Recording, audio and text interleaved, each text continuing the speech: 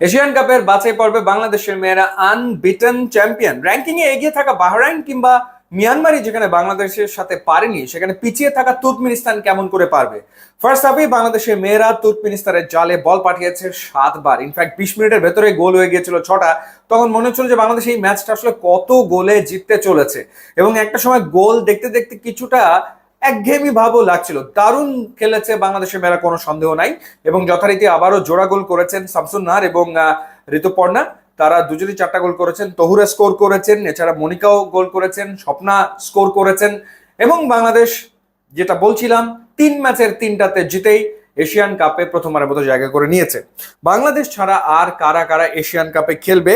একটা গ্রুপের খেলা বাকি, 11টা দেশ নিশ্চিত করেছে এশিয়ান কাপে খেলা। এর ভেতরে অস্ট্রেলিয়া হচ্ছে হোস্ট, তারা স্বাগতিক, সেখানেই সামনের বছর মার্চ মাসে এশিয়ান কাপ হবে।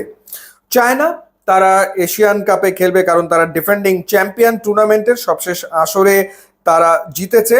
সাউথ কোরিয়া 2022 এশিয়ান কাপের রানার্স আপ টিম, তারাও সরাসরি কোয়ালিফাই করেছে। এবং আপনাদের যদি র্যাঙ্কিং জানাই, অস্ট্রেলিয়ার র্যাঙ্কিং হচ্ছে 15, এরপর চায়নার র্যাঙ্কিং হচ্ছে 17, সাউথ কোরিয়ার র্যাঙ্কিং হচ্ছে 21। জাপান সবশেষ এশিয়ান কাপে তৃতীয় হয়েছিল, তারাও ডিরেক্ট কোয়ালিফাই করেছে এবং জাপানের ফিফা র্যাঙ্কিং হচ্ছে 7। এরপর বাংলাদেশ গ্রুপ সি থেকে এশিয়ান কাপে খেলা নিশ্চিত করেছে, র্যাঙ্কিং হচ্ছে 128, প্রথমবারের মতো এশিয়ান কাপে খেলবে। ফিলিপিন্স গ্রুপ জি থেকে এশিয়ান কাপে খেলা নিশ্চিত করেছে এবং তাদের র্যাঙ্কিং হচ্ছে 41। এরপর ভিয়েতনাম গ্রুপ ই থেকে তারা চ্যাম্পিয়ন হয়েছে এবং তারা র্যাঙ্কিং এ রয়েছে 37 নম্বরে। ইন্ডিয়া, তারা এশিয়ান কাপে খেলা নিশ্চিত করেছে, অর্থাৎ দক্ষিণ এশিয়া থেকে বাংলাদেশ এবং ইন্ডিয়া এশিয়ান কাপে খেলবে। গ্রুপ বি থেকে তারা নিশ্চিত করেছে, তাদের র্যাঙ্কিং হচ্ছে 70 এবং থাইল্যান্ডের সাথে তারা জিতেছে 2-1 গোলে। চাইনিজ তাইপে গ্রুপ ডি থেকে নিশ্চিত করেছে, তাদের র্যাঙ্কিং হচ্ছে 42। এবং নর্থ কোরিয়া গ্রুপ এইচ থেকে এশিয়ান কাপে খেলা নিশ্চিত করেছে, তাদের র্যাঙ্কিং হচ্ছে 9।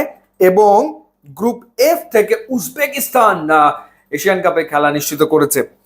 উজবেকিস্তান হারিয়েছে নেপালকে, এই ম্যাচটা টাই ব্রেকারে চলে গিয়েছিল, 3-3 ছিল নির্ধারিত সময়ের স্কোর লাইন। এরপরে টাই ব্রেকারে গিয়ে নেপালের মেয়েদের হৃদয় ভাঙে, না হলে দক্ষিণ এশিয়া থেকে 3টা দেশ নেক্সট এশিয়ান কাপে খেলতো। গ্রুপ এর খেলা শুরু হবে আর কয়দিন পরে, যেই গ্রুপে ইরান রয়েছে এবং একই সাথে জর্ডান রয়েছে, লেবানন, সিঙ্গাপুর, ভুটান রয়েছে। তো এই গ্রুপ থেকে প্রবাবলি হয় ইরান অথবা জর্ডান হয়তোবা এশিয়ান কাপে উঠে আসবে। তো আপনি র্যাঙ্কিং দেখেই আসলে বুঝতে পারছেন যে বাংলাদেশ হচ্ছে র্যাঙ্কিং এ 128। মানে সেই ক্ষেত্রে বাকি যে দেশগুলো রয়েছে সেই দেশগুলোর র্যাঙ্কিং কিন্তু মানে একেবারে টপ র্যাঙ্কিং এর টিম বেশিরভাগ ক্ষেত্রে। ড্রটা অনুষ্ঠিত হবে, যদি ভুল না করে থাকি, 29 তারিখে। তখন আমরা বুঝতে পারবো যে বাংলাদেশ কোন গ্রুপে কাদের বিপক্ষে খেলবে। ইউটিউব, ইনস্টাগ্রাম লিঙ্ক দেওয়া আছে, যোগ দিলে খুবই খুশি হবো। And thanks for watching.